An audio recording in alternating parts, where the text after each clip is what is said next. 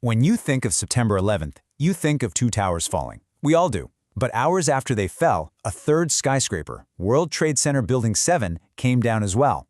Now here's the thing. It was never hit by a plane. And its collapse has sparked one of the most intense scientific debates of the 21st century.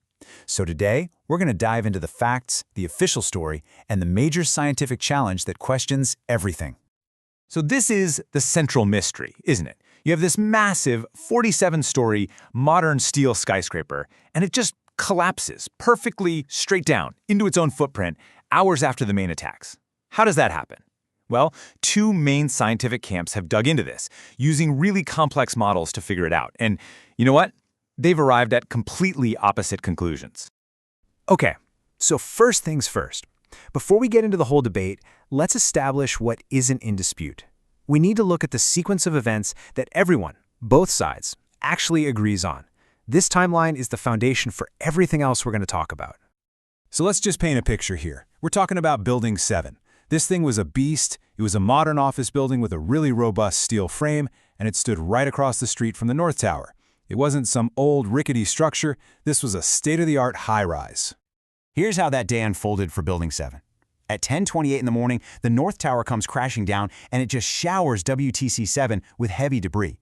This starts fires on a bunch of different floors. Now here's a crucial detail. The city's water mains were damaged, so the sprinkler system on the lower floors was totally useless. For almost 7 hours, these fires just burned and burned, completely uncontrolled. And then, at 5:20 p.m., the entire building just falls. It comes down perfectly straight, right into its own footprint in less than 7 seconds. All right, so how on earth do you explain that? Well, the first major investigation came from the U.S. government's National Institute of Standards and Technology. You'll hear them called NIST. After years of study, they published the official explanation for why WTC 7 collapsed. At the heart of NIST's conclusion is this idea they called fire-induced progressive collapse. Basically, the theory is that regular old office fires, if you let them burn long enough, can cause a small, specific failure that then triggers a chain reaction, like dominoes falling, that brings down the entire building. So let's walk through the chain reaction that NIST proposed. It all starts with simple heat. The fires make the steel floor beams get hot and expand. According to their computer model, this expansion physically pushed a key girder right off its support seat, connected to a super important pillar, column 79. Once that one girder failed, it set off this cascade of floors collapsing below it, which basically left column 79 hanging with no support. And once that single column buckled, the failure went global, and the whole building came down. This quote from the lead investigator really tells you everything. He's saying, this is a new phenomenon. He's admitting that what they're proposing had never ever happened before.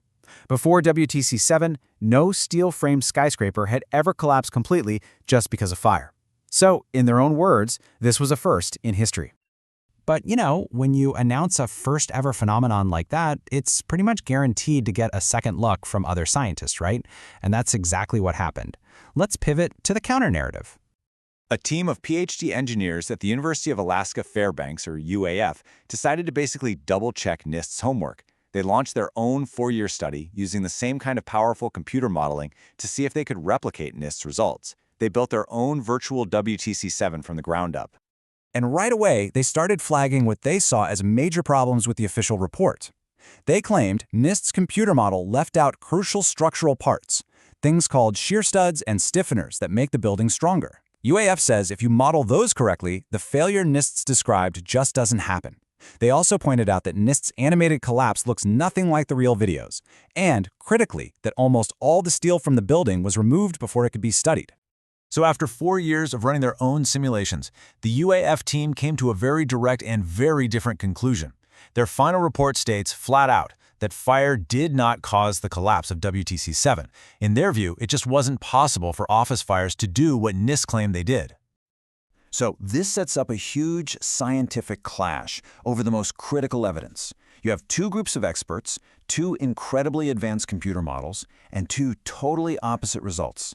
Let's put them side by side and see exactly where they disagree. Okay, this might be the biggest sticking point in the entire debate: free fall.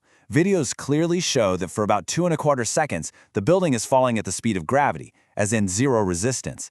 Now, NIST eventually admitted this happened, but the UAF team says that's the smoking gun. For something to be in free fall, there can be nothing underneath it to slow it down. They argue that would require all 82 support columns over an 8-story section to be vaporized at the exact same instant, and a fire just can't do that. The computer models are another battleground. The NIST simulation shows that one column buckling, which starts this kind of uneven, progressive collapse, but when the UAF team ran their own models, even using NIST's own data, they found something different. Because of the building's weird trapezoid shape, a fire-induced failure would have caused it to tip over and fall towards its weaker side. It wouldn't have just dropped perfectly straight down into its own footprint like we see in all the videos. And this quote from a fire safety journal just nails the heart of the UAF critique. Their whole point is, look, if your computer model doesn't match what we all saw with our own eyes on video, this perfectly symmetrical free-fall speed collapse, then according to the scientific method, your hypothesis has to be wrong. And then there's the physical evidence, or I should say the lack of it. NIST says they had to rely on computer models because all the steel from WTC 7 was carted away and couldn't be analyzed. But critics say, hold on. They point to FEMA's very first report and to firefighters who described seeing molten steel. They claim this points to temperatures way, way hotter than office fires can burn, maybe from something like a thermate reaction, which can melt steel. NIST never addressed any of this in its final report. So all of this brings us to today. The official report is still the official report, but this peer-reviewed scientific challenge is still out there, unanswered. So why does this super technical argument still matter so much all these years later? Well, the answer has massive implications for our safety. I mean, think about it. If NIST is right, it means there's this brand new way buildings can collapse from fire that we never knew about, and we need to completely rethink how we build high-rises and how firefighters fight fires in them. But if OUAF is right, then the official investigation missed the real cause. As this journal says, they can't both be right. And that's really where things stand right now. You've got two legitimate, highly credentialed scientific groups that looked at the exact same event. They used similar, super advanced methods, and they came to conclusions that are totally, 100% mutually exclusive. One says fire did it, the other says no way fire did it. And that leaves us with a really profound question, doesn't it? When the physical evidence is mostly gone, and even our most advanced computer simulations give us opposite answers, how do we ever find the truth? It really makes you wonder about the whole process of how we investigate these kinds of disasters and how we find the answers we need to build a safer world.